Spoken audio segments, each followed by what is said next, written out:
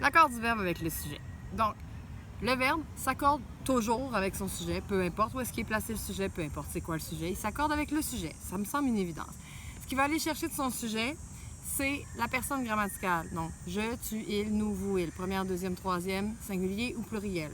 Mais la règle de base est toute simple. Le verbe s'accorde avec le sujet. Je mange des pommes. Qui mange des pommes? Je, première du singulier, mange, GE. Simple comme ça. Il y a quelques situations qui parfois peuvent devenir problématiques parce qu'on les voit pas souvent ou parce qu'on a tendance à faire cette erreur-là au Québec. Grosso modo, c'est le but de cette capsule-là, les quelques situations problématiques. D'abord et avant tout, lorsque le sujet du verbe est un nom collectif, le monde, la foule, le groupe, chose à savoir, le verbe va s'accorder avec le nom collectif à la troisième du singulier. Donc, on ne dira jamais « le monde sont donc bien bizarres ». On va dire « le monde est bizarre », troisième personne du singulier. La foule est entassée.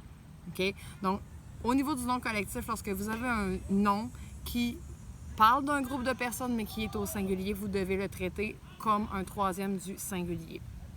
Ça, c'est une des choses. L'autre problème qu'on voit souvent, c'est justement le fameux « on », O-N. On mange des pommes. C'est toujours le même exemple. Donc, on mange des pommes. Qui est-ce qui mange? C'est on. OK, mais je l'accorde comment? Parce que on sous-entend qu'on est plusieurs à manger des pommes. Au niveau de l'accord du verbe, le « on » sera toujours, lui aussi, une troisième personne du singulier. Donc, on mange, 3 PS, GE. L'autre truc qui est un peu fatigant, puis celui-là, il est fatigant parce qu'au Québec, on a tendance à faire des erreurs avec quand on a plus qu'un sujet. Par exemple, moi et le gars qui filme, on a l'air bizarre en ce moment.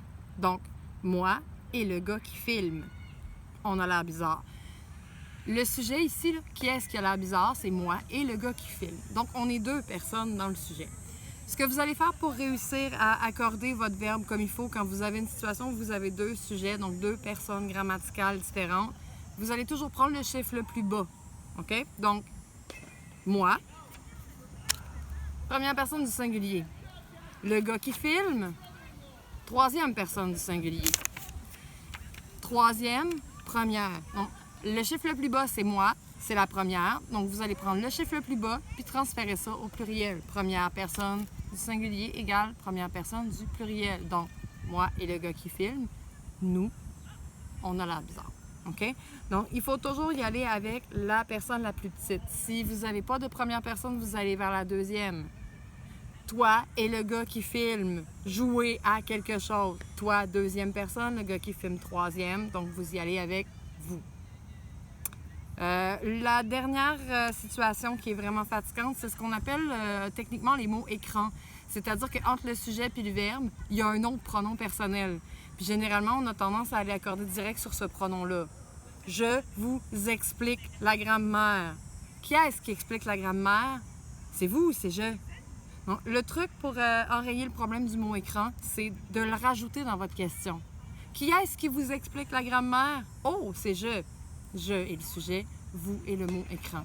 Vous n'accordez jamais votre verbe sur un mot écran, vous accordez toujours le verbe sur le sujet. Donc, c'est pas mauvais des fois d'étirer la question. Qui est-ce qui vous explique? Moi.